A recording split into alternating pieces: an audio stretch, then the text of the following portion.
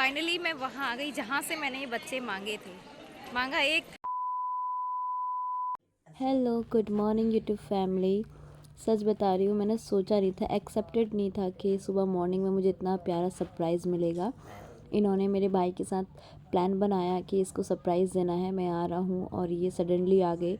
वैसे मुझे 2 दिन बाद लेने आने का बोल रहे थे, लेकिन एकदम से ये मेरे सुबह सुबह, मतलब यार अर्ली मॉर्निंग सुबह 5 बजे मेरे सामने खड़े हों, और ताजुब तो होगा ही ना।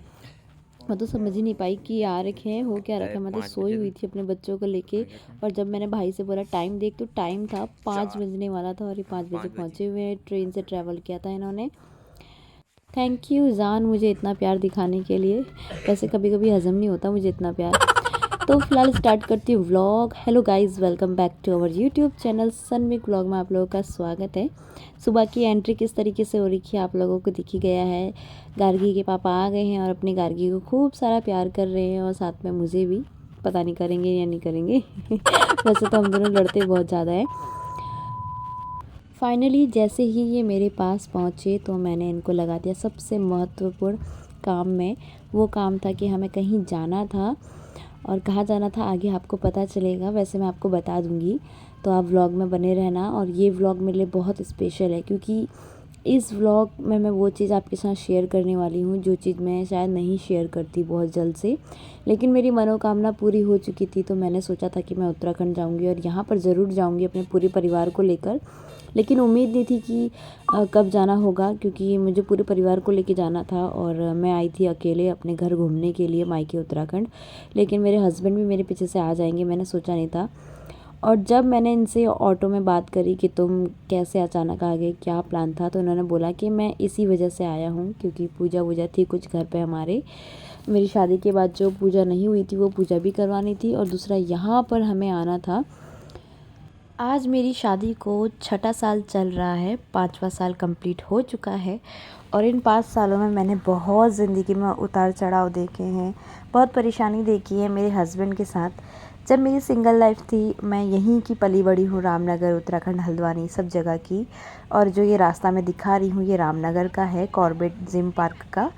तो यहाँ पे मैंने पढ़ाई भी अपनी कंप्लीट की है, यहाँ पे मैंने अपनी ट्रेनिंग कंप्लीट की है, और आज इसी ही जगह में मैं अपने बच्चों को लेके, अपना परिवार लेके घूम रही हूँ, एंजॉय कर रही हूँ। मुझे बहुत अच्छा फील हो रहा है। कहते हैं ना दुनिया गोल है, और वही चीज़ मेरे साथ होती है हमेशा। तो जब मैंने विश मांगी थी, जब मेरी शादी हुई थी शुरू शुरू में, तब जो है मैं जॉब, हम दोनों का फोकस जॉब में था, कुछ कर दिखाने का, कुछ करने का।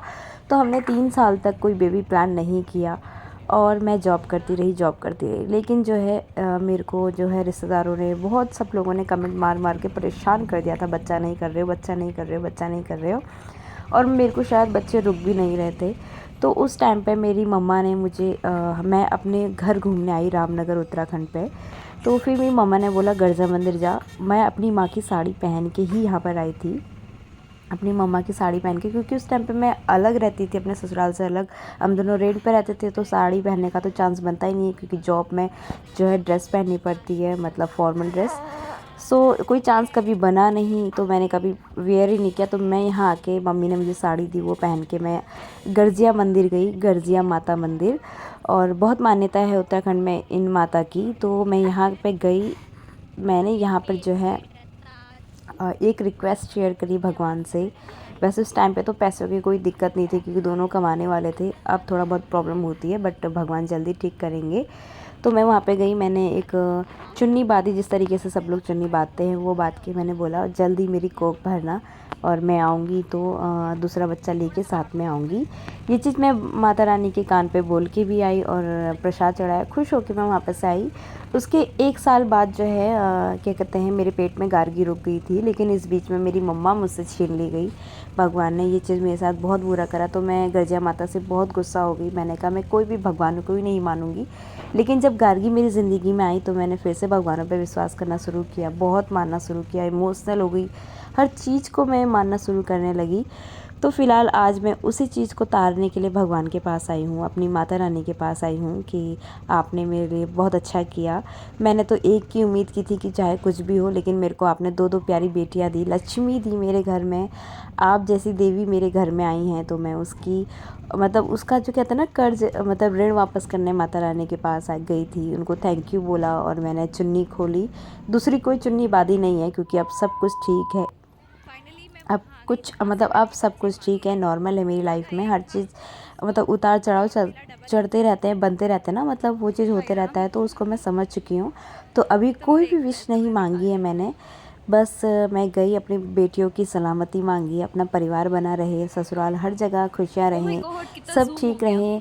और माता रानी से दुआ लगाई कि जिनको भी बच्चे नहीं होते उनको बच्चे मिलें। बस यही चीज़ आई मैंने लव पूरी गलसिया देवी। वीडियोज़ में तो कैप्चर में कुछ नहीं कर पाई, लेकिन हाँ, मैंने पानी बहुत दिल तेज से है, ये दुआ पानी की हम और मैं पीते हैं, बहुत खुश हूँ, नेचुरल बहुत वाटर है। खुश हूँ कि मेरी मनोकामना माता रानी ने बहुत जल्द पूरी की। लेकिन जो चीज़ मैंने आगे बोला कि मेरी मम्मा को छीना था, बस वही चीज़ मुझे अच्छा नहीं लगा। बाकी मेरी माता रानी ने मेरे साथ हर चीज़ अच्छी की है। धन्यवाद आपका गिरजा देवी मैया। तो अब बाकी मैं आपको पूरा व्लॉग जो है म्यूज़िक के तौर पे शेयर करूँगी।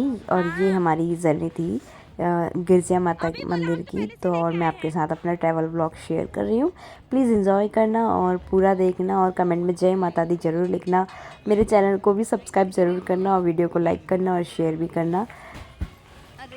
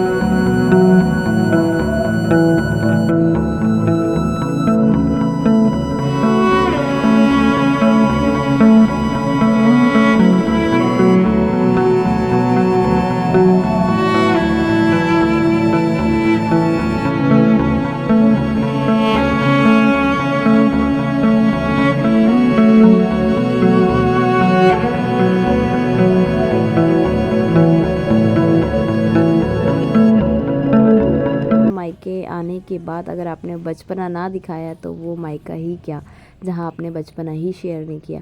भले आप कितने भी बड़े हो जाओ, लेकिन मायके आने के बाद बचपना बाहर आ ही जाता है। तो कुछ ऐसी हरकतें मैंने कैप्चर की हैं, और यहाँ पे तो मेरे हस्बैंड का भी बचपना बाहर आ गया। और ये इवनिंग का टाइम है जब मेरी दीदी रोज़ डेली गार्गी को वॉक कराती थी, मतलब मायके में मेरी वॉक कराती थी। बहुत अच्छा लगता था यहाँ का व्यू शाम के समय का, 4 से 5 6 बजे। हाँ, कितना अच्छा लगता था शाम के समय इवनिंग में। उनको कौन ले रहा? मैं तो उसके पापा को फोकस कर रही हूँ। हस्बैंड को।